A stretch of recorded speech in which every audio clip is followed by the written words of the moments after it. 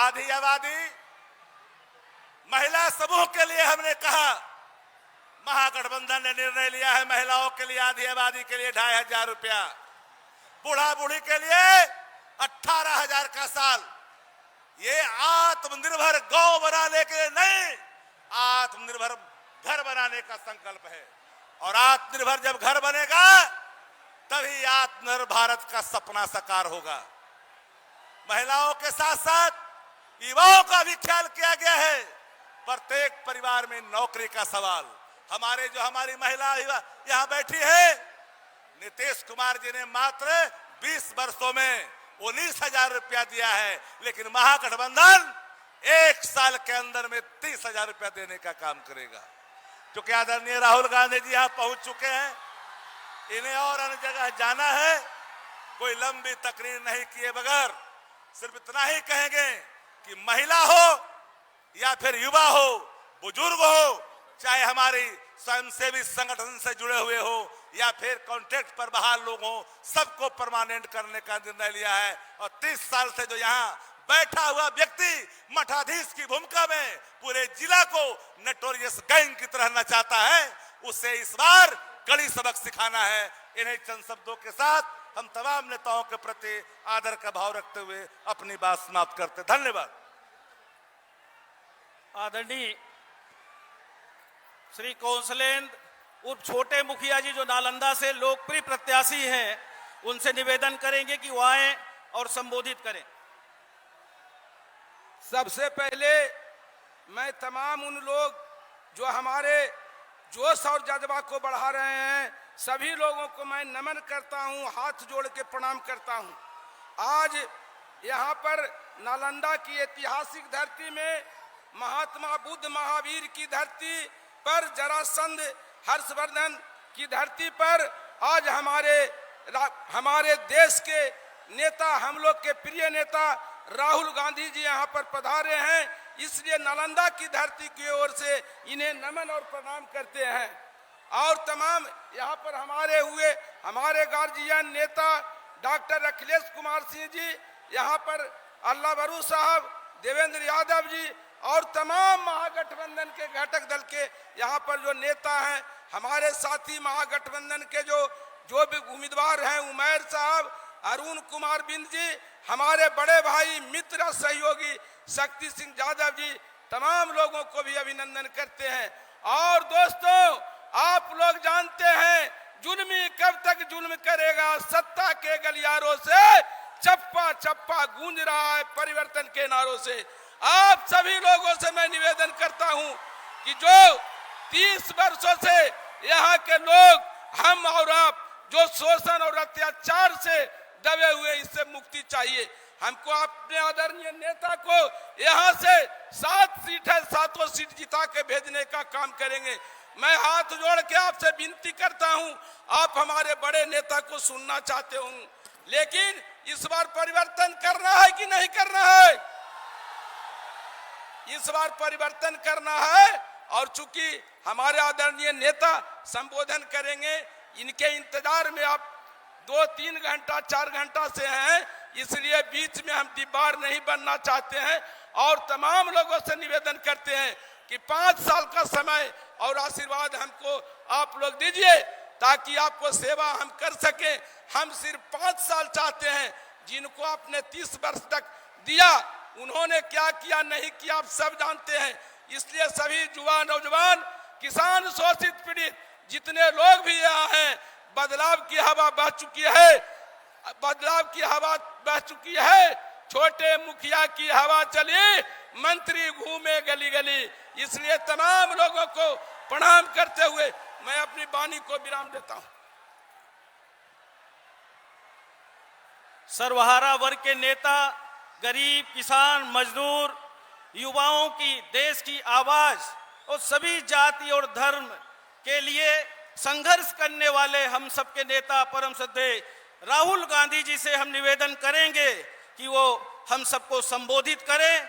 और महागठबंधन के यहाँ बहुत सारे नेता लोग बैठे हैं, सबका अभिनंदन करते हैं। आदरणीय राहुल गांधी जी एक ऐसे नेता हैं जिन्होंने 4000 किलोमीटर पैदल चले, देश के लिए, देश का संविधान बचाने के लिए, हम सबको न्याय दिलाने के लिए ऐसे महान नायक का हम अभिनंदन करते हैं और हम सबको आशीर्वाद दें। राहुल गांधी जिंदाबाद, राहुल गांधी जिंदाबाद, राहुल गांधी जिंदाबाद, अखिलेश सिंह जिंदाबाद। स्टेज पे कांग्रेस पार्टी के और गठबंधन के वरिष्ठ नेता, गठबंधन के सारे कार्यकर्ता, भाइयों और बहनों, प्रेस के हमारे मित्रों, आप सबका यहां बहुत बहुत स्वागत, नमस्कार। आपका मूड कैसा है? नहीं, मुझे सुनाई नहीं दिया, जोर से। मैं बिहार के युवाओं से सवाल पूछना चाहता हूं। पूरे देश में जहां भी मैं जाता हूं, जिस प्रदेश में मैं जाता हूं, वहां बिहार के लोग मुझे दिखाई देते हैं। कर्नाटक, बेंगलोर, हैदराबाद, मुंबई, असम, बंगाल, सब जगह बिहार के लोग दिखाई देते हैं। सही है, गलत है? आप दुबई जैसी जगह को आपने अपने खून पसीने से बनाया है। आपके खून पसीने से दुबई बना है। सही है, गलत है? तो मेरा आपसे सवाल है कि अगर आप दुबई जैसा शहर बना सकते हो, बेंगलोर जैसा शहर बना सकते हो, मुंबई जैसा शहर बना सकते हो, हिंदुस्तान में इंफ्रास्ट्रक्चर बनता है, इमारतें बनती हैं, पुल बनते हैं, सड़क बनती है, उसमें बिहार के लोग अपना खून पसीना देते हैं और बनाते हैं। तो मैं आपसे पूछना चाहता हूं, ये जो चमत्कार आप बिहार के बाहर करते हो, ये आप बिहार में क्यों नहीं कर पा रहे हो? बिहार में क्या कमी है कि बिहार की जनता की जो ऊर्जा है, जो क्षमता है, जो कैपेबिलिटी है, वो बिहार को बनाने में नहीं लग रही है? दूसरा सवाल, नालंदा आया हूं। एक समय होता था जब नालंदा की जो यूनिवर्सिटी थी, वो पूरी दुनिया में मशहूर थी। जापान से, कोरिया से, चाइना से, इंग्लैंड से, अलग अलग देशों से लोग यहां आते थे पढ़ाई करने। दुनिया का शिक्षा का सेंटर था बिहार, और नालंदा सेंटर था दुनिया के शिक्षा का। आज आप बाकी प्रदेशों में पूछो, बिहार के यूनिवर्सिटीज, कॉलेजेस, स्कूल के बारे में पूछो, आपको बताएंगे बिहार में तो सिर्फ पेपर लीक होता है और कुछ होता ही नहीं है, पेपर लीक होता है।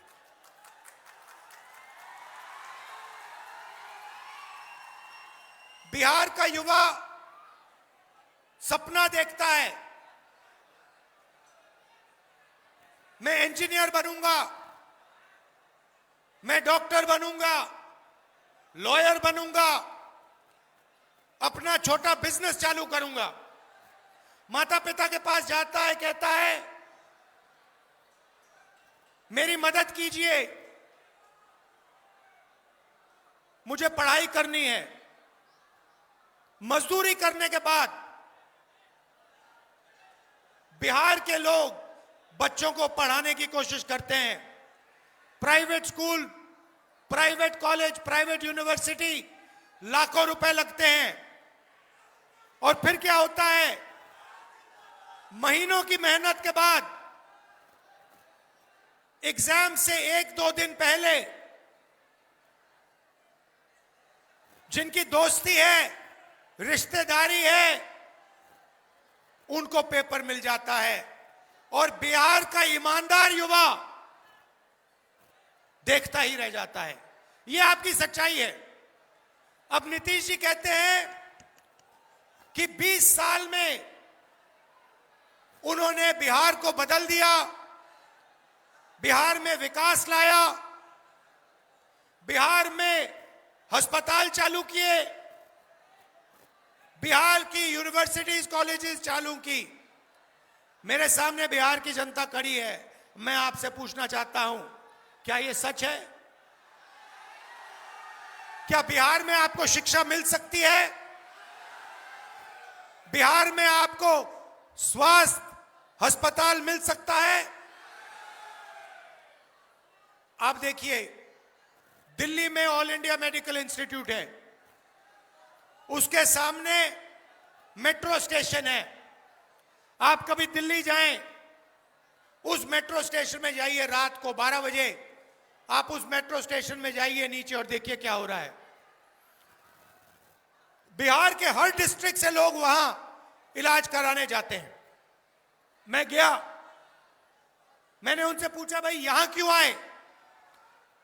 कहते हैं, मुझे बताया कि अगर कोई बिहार के अस्पताल में इलाज करने जाता है तो वो अस्पताल से वापस नहीं आता है, वहीं मर जाता है। बिहार के अस्पतालों में लोग जीने नहीं जाते हैं, मरने जाते हैं। यह है आपकी सरकार की सच्चाई। और दूसरी तरफ नरेंद्र मोदी खड़े हैं, जिनके हाथ में नीतीश जी का रिमोट कंट्रोल है। जौन सा बटन दबाया नरेंद्र मोदी ने, वही चैनल नीतीश जी चालू कर देंगे। जो भी बुलवाना होगा वो करवा देंगे, जो भी करवाना होगा वो करवा देंगे। बिल्कुल। तो ये मत सोचिए कि नीतीश जी सरकार चलाते हैं। सरकार नरेंद्र मोदी, अमित शाह और नागपुर चलाती।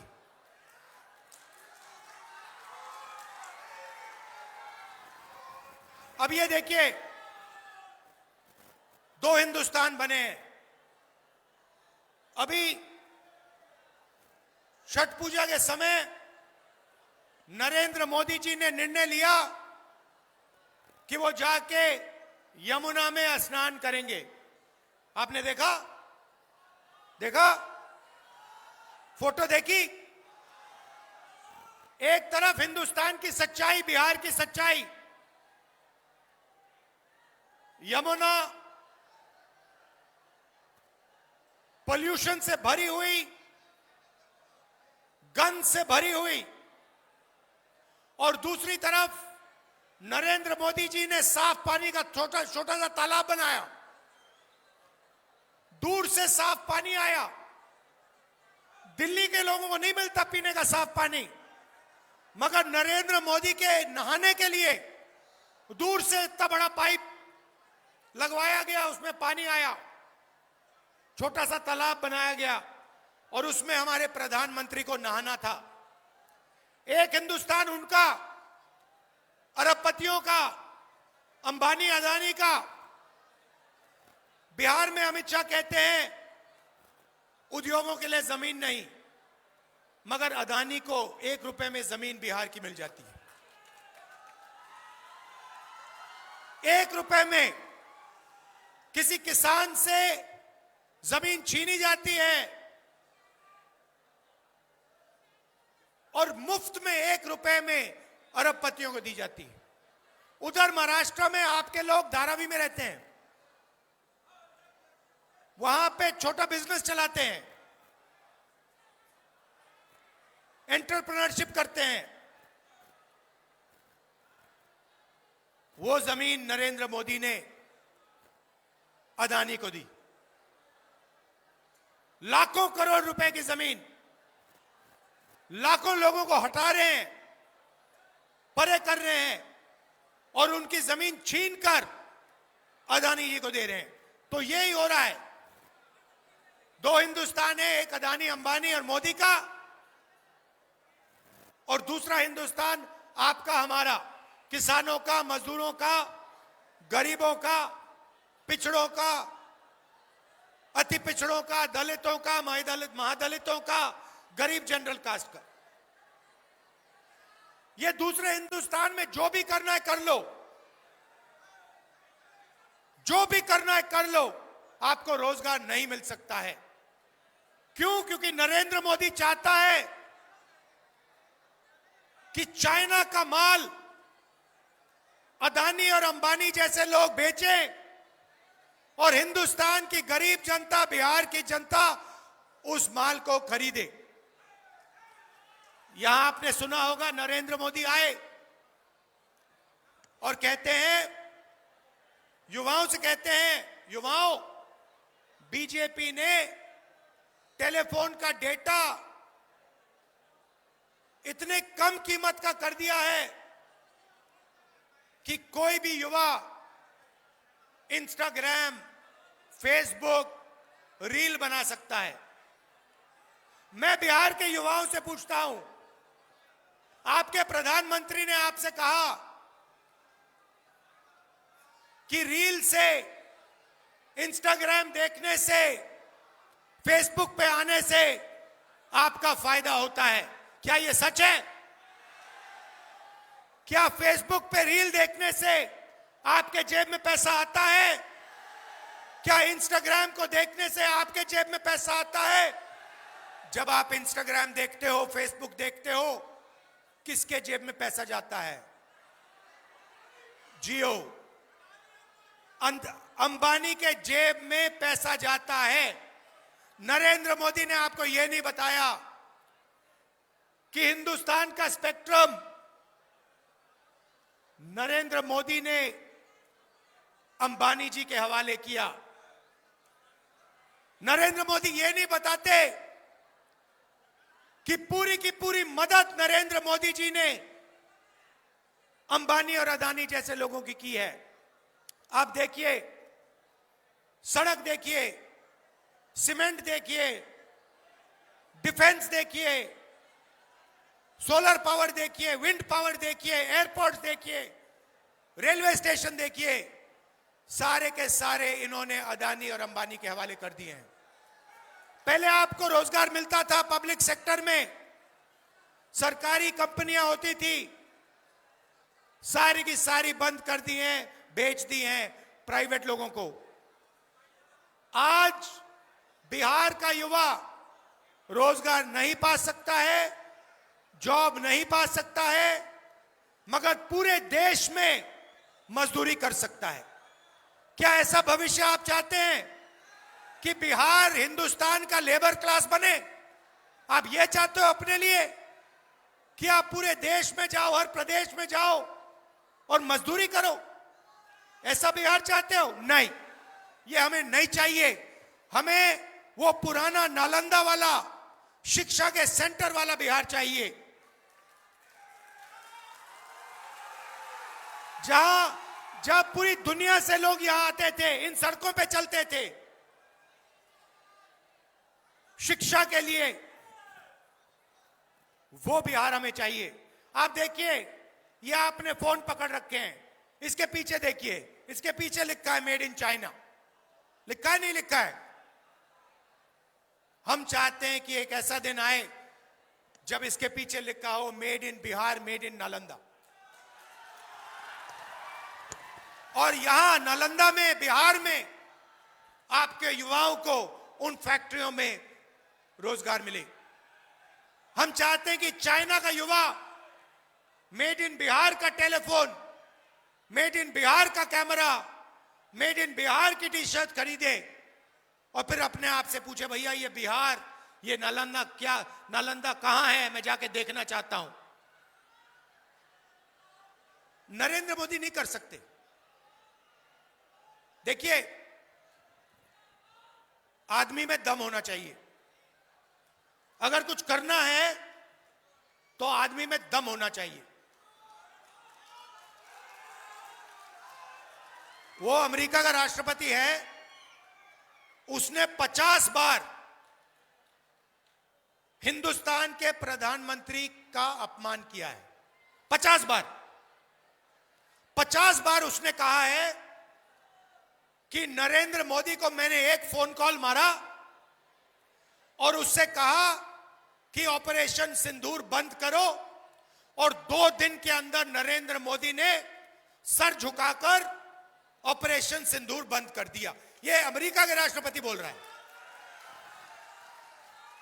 अमेरिका के राष्ट्रपति ने बोला है कि 7 हवाई जहाज गिरे हैं, और नरेंद्र मोदी में इतना दम नहीं है, इतना दम नहीं है कि वो एक बार बोल दे कि अमेरिका का राष्ट्रपति झूठ बोल रहा है।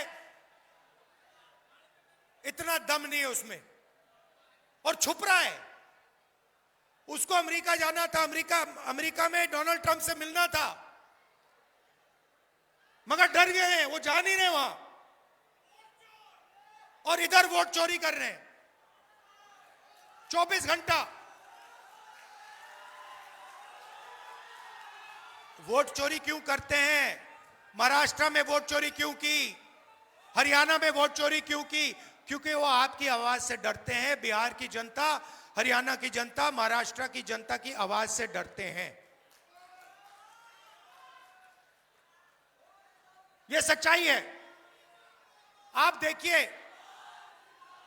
1971 के युद्ध में, आप याद रखिए जो यहां पे बुजुर्ग लोग हैं, 1971 में बांग्लादेश लड़ाई में अमेरिका ने अपना एयरक्राफ्ट कैरियर भेजा।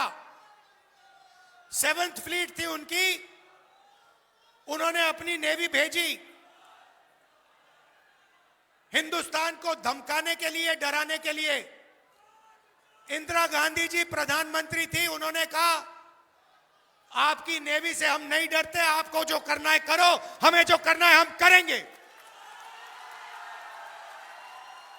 ऐसे प्रधानमंत्री होते हैं।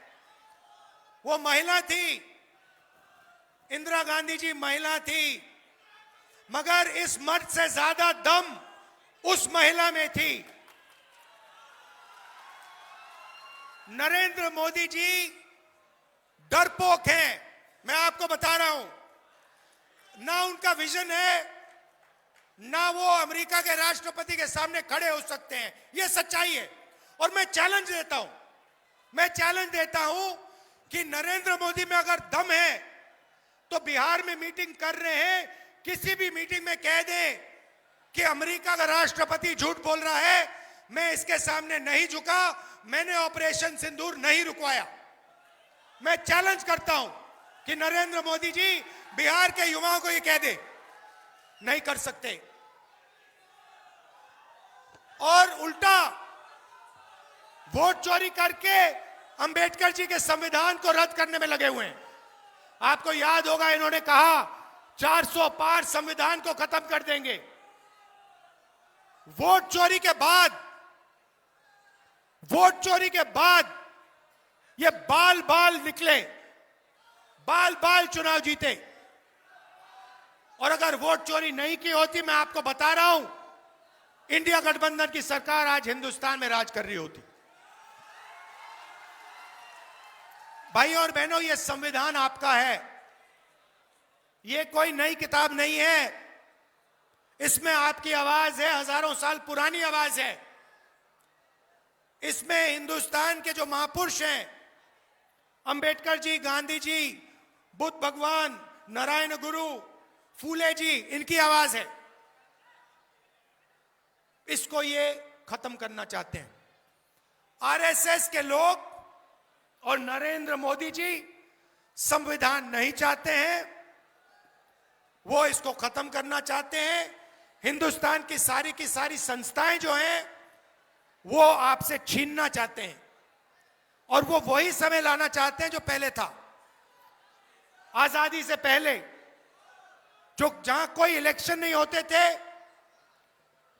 राजा महाराजा निर्णय लेते थे, जो करना चाहते थे करते थे। उनको किसी की जमीन अच्छी लगी तो जमीन ले ली, वैसा हिंदुस्तान चाहते हैं। यह सारा का सारा ढांचा जो है, चाहे लोकतंत्र हो, चाहे अस्पताल हो, चाहे यूनिवर्सिटीज कॉलेजेस हो, ये इस संविधान की देन है। इसके बिना ये कुछ नहीं होता, इसके बिना ये हो ही नहीं सकता था। और ये अब अंबेडकर जी के संविधान को खत्म करने में लगे हैं और बिहार की जनता को साफ कह देना चाहिए कि इस संविधान को हम नहीं छूने देंगे।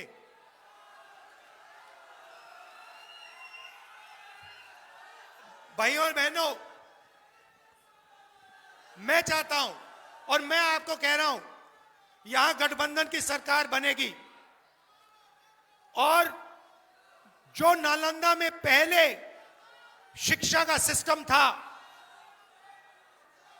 जो पूरी दुनिया में मशहूर था, मैं आपको गारंटी दे रहा हूं बिहार की सरकार तो करेगी, मगर जिस दिन इंडिया गठबंधन की सरकार हिंदुस्तान में बनेगी, उस दिन मैं आपको कह रहा हूं गारंटी करके कह रहा हूं, दुनिया की सबसे बेहतर यूनिवर्सिटी यहां इस शहर में बनेगी।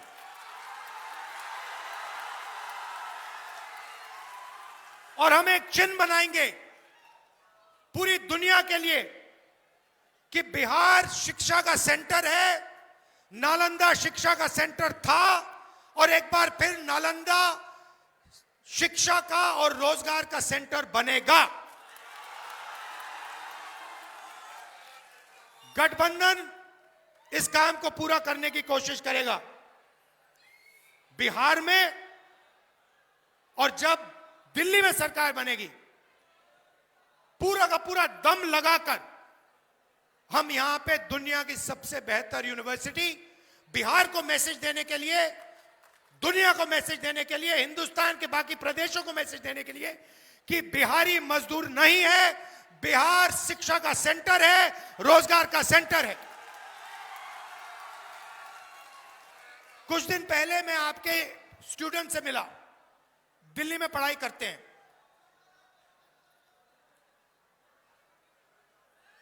इतने होशियार, इतने इंटेलिजेंट, इतनी एनर्जी थी उनमें, समझ थी। बिहार में वोट अधिकार यात्रा में मैं घूमा, 20 दिन घूमा। आप राजनीति को अगर दूसरे प्रदेशों को 5-10 मिनट लगते हैं, आपको सेकंड लगते हैं बात समझने में। आपकी समझ बहुत गहरी है, आप में कोई कमी नहीं है, बस आपकी सरकार आपके लिए काम नहीं करती है, आपकी आवाज नहीं सुनती है और आपके साथ मिलकर बिहार को बनाने का काम नहीं करती है।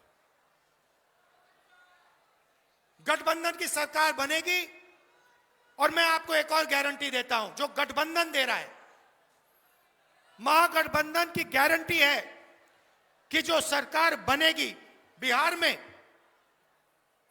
वो हर जात की सरकार होगी, हर धर्म की सरकार होगी।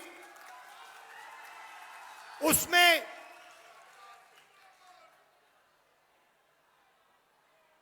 अति पिछड़ा, पिछड़ा, दलित, महादलित, अल्पसंख्यक, गरीब जनरल कास्ट, किसान, मजदूर, सारे के सारे उस सरकार, उनकी आवाज उस सरकार में शामिल होगी, यह मैं गारंटी आपको दे रहा हूं। क्योंकि बिहार को बिहार की सरकार की जरूरत है, बिहार को हर जात, हर धर्म की सरकार की जरूरत है। जैसे मैंने यात्रा में कहा, 4000 किलोमीटर चला और यात्रा में कहा,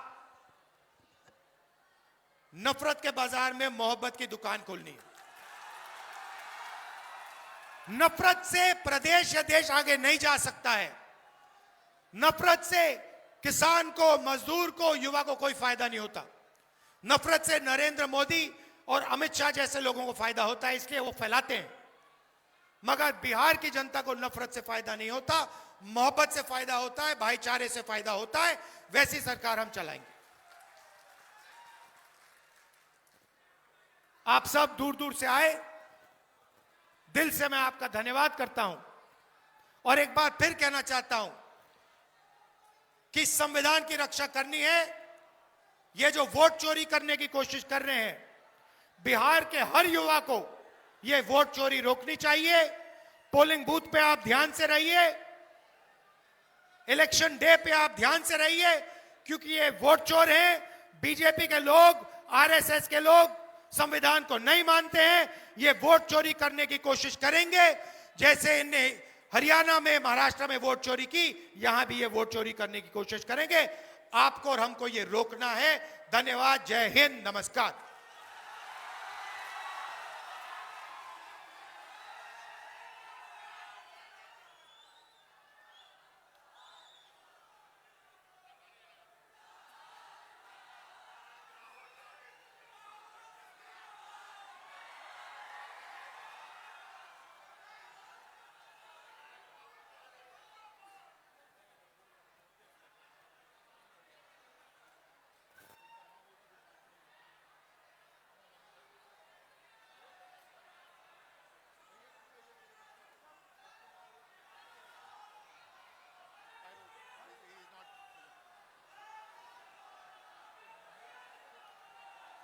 हम अभी यहाँ रुकेंगे।